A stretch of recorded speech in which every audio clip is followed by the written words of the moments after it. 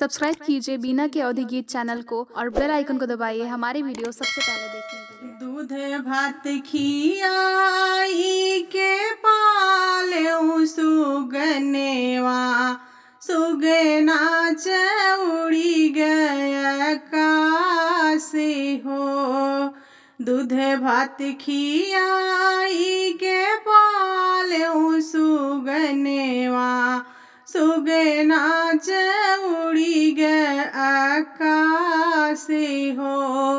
हम तुहसे पूछिला बेटा हो कवन बेटा कहवा बीताया सारी राते हो।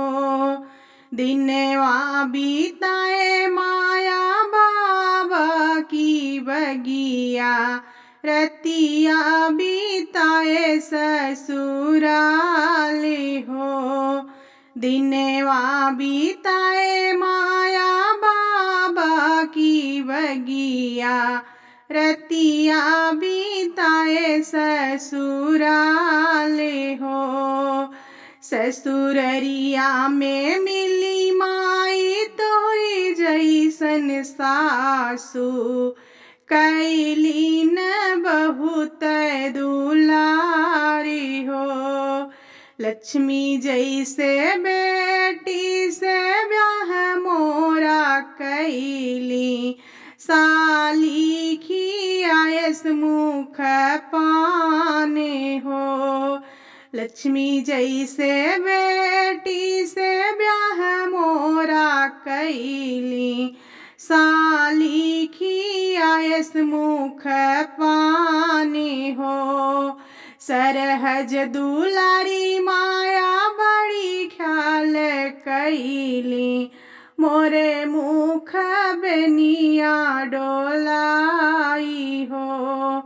नवई महीना बेटा कखिया में पाल्यों 10वें में जन्म तोहारी हो। नवय महीना बेटा कखिया में पाल्यों 10वें में जन्म तोहारी हो। पाल पोसी बेटा हो कैली मैं इतना कबहू न किहा मोर बखानी हो। पाल पोसी बेटा हो कैली मैं इतना कबहू न किया मोर बखानी हो। एक दिन गैला बेटा अपने ससुररिया सासू कई इतना बखानी हो। एक दिन गैला बेटा अपने ससुररिया सरहज के इतना बखानी हो। साली के इतना बखानी हो। बड़े रे जतनवा से पाले सुगनेवा सुगना चौड़ी गया कासे हो।